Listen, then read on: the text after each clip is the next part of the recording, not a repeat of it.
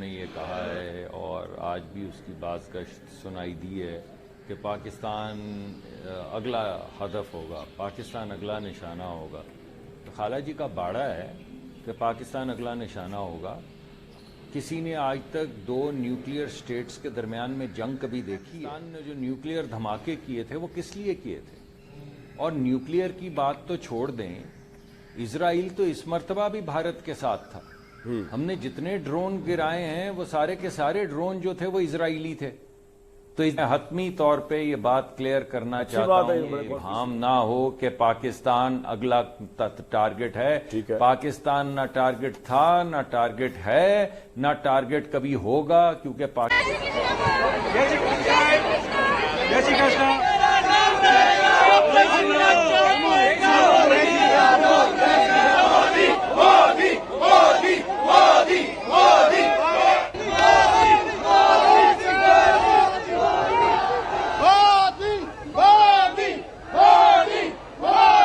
और इसी यात्रा के दौरान पीएम मोदी को मिला देश का दूसरा सर्वोच्च नागरिक सम्मान। आगरा के कोटोका अंतर्राष्ट्रीय हवाई अड्डे पर उनका भव्य स्वागत हुआ, जहां पीएम मोदी को 21 तोपों की सलामी दी गई।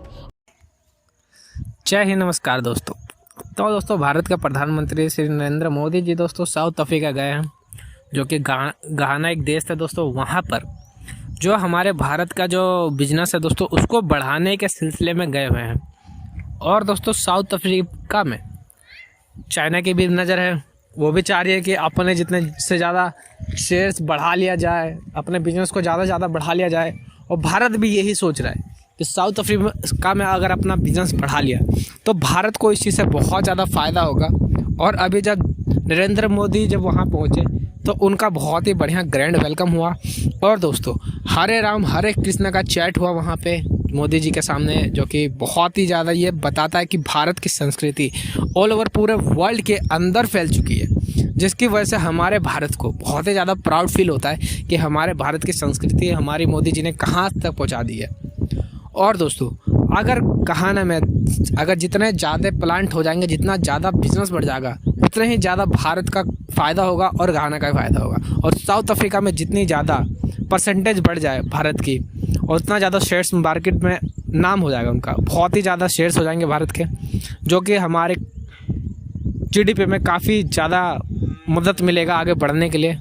तो दोस्तों, आइए देखते हैं कि बाकी मीडिया का इसके ऊपर क्या रिएक्शन है। सलामी दी गई और राष्ट्रपति जॉन महामा ने खुद उनका अभिनंदन किया, उनका जोरदार स्वागत किया। ये भारत घाना संबंधों में नई ऊर्जा का संकेत था। और फिर ये तस्वीर उस वक्त और मजबूत हो गई जब प्रधानमंत्री मोदी को घाना के राष्ट्रपति जॉन ड्रमानी महामा ने देश का दूसरा सर्वोच्च नागरिक सम्मान officer of the order of the star of घाना प्रदान किया।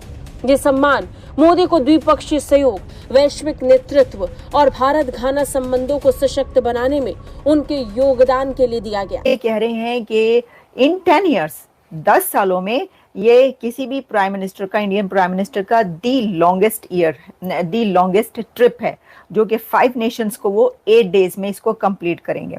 अच्छा, अब इसके अंदर जो है ये कहा जा रहा है कि इंटरैक्ट करेंगे उनके वहाँ के लीडर्स के साथ। वहाँ पर कुछ उनकी बायलैटरल मीटिंग्स हैं, कुछ उसमें उनके जो हैं इंटरैक्ट करेंगे, वो मीडिया से भी इंटरैक्ट करेंगे वहाँ पर।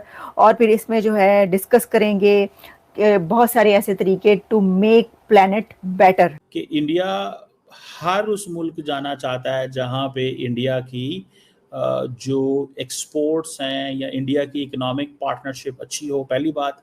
दूसरी, इंडिया की जो सिविल सोसाइटी वहाँ पे मौजूद हो, ठीक है ना जी।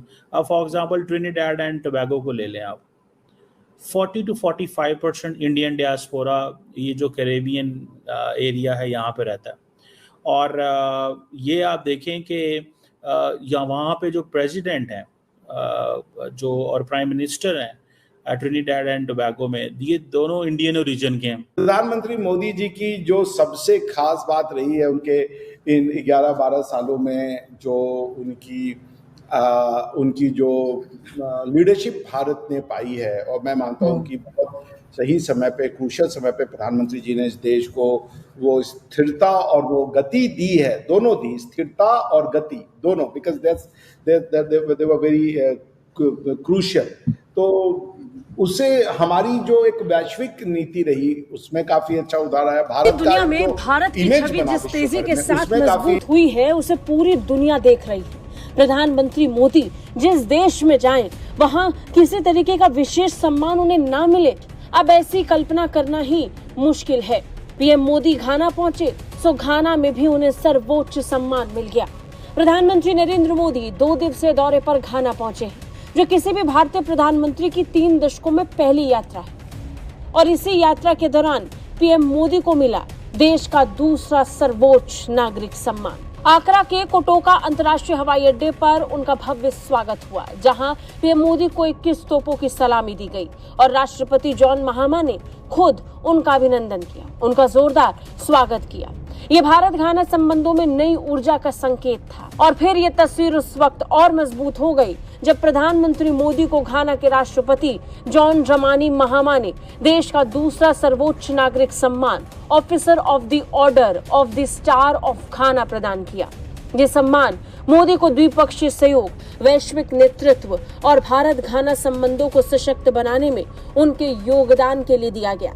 प्रधानमंत्री मोदी ने इस सम्मान को देश के 140 करोड़ भारतीयों के नाम किया। और फर्स्ट स्टॉप जो है उनका 5 नेशन ट्रिप है ये मोदी साहब का, और उसमें जो पहला है टूर में घाना है और फिर उसके बाद कुछ और कंट्रीज हैं।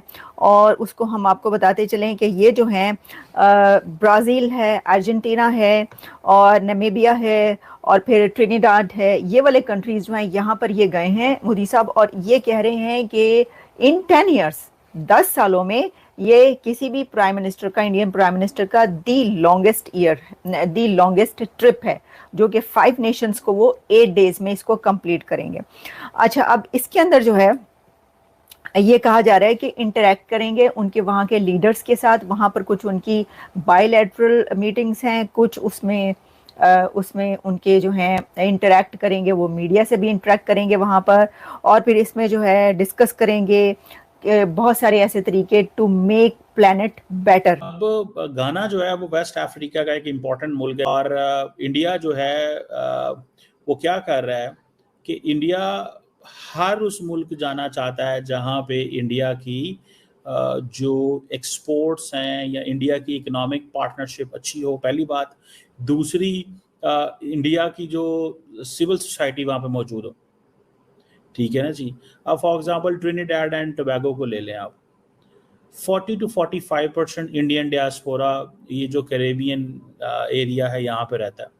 और ये आप देखें कि यहाँ वहाँ पे जो प्रेसिडेंट हैं जो और प्राइम मिनिस्टर हैं ट्रिनिडाड एंड टोबैगो में, ये दोनों इंडियन ओरिजिन के हैं। सो ये मोदी साहब बेसिकली, मैं आपको बात बताऊं, मोदी साहब अपना जो हिंदू कनेक्शन है और जो इंडियन कनेक्शन है उसको जोड़ने जा रहे हैं। और इसीलिए ये देखें कि ये एक इसको अहमियत दी जा रही है। इससे पहले आपको याद होगा कि और भी अफ्रीकन मुल्कों में नरेंद्र मोदी साहब काफ़ी गए हैं। सो वो ये समझते हैं कि मुझे यहाँ पे जाने की ज़रूरत है ताकि मैं ग्लोबल साउथ को कनेक्ट कर सकूं, ताकि मैं ग्लोबल साउथ में अपना एक इम्प्रेशन क्रिएट कर सकूं। गुड। देखिए, प्रधानमंत्री मोदी जी की जो सबसे खास बात रही है उनके इन 11-12 सालों में, जो उनकी जो लीडरशिप भारत ने पाई है, और मैं मानता हूं कि बहुत सही समय पे, क्रूशियल समय पे प्रधानमंत्री जी ने इस देश को वो स्थिरता और वो गति दी है, दोनों दी, स्थिरता और गति दोनों।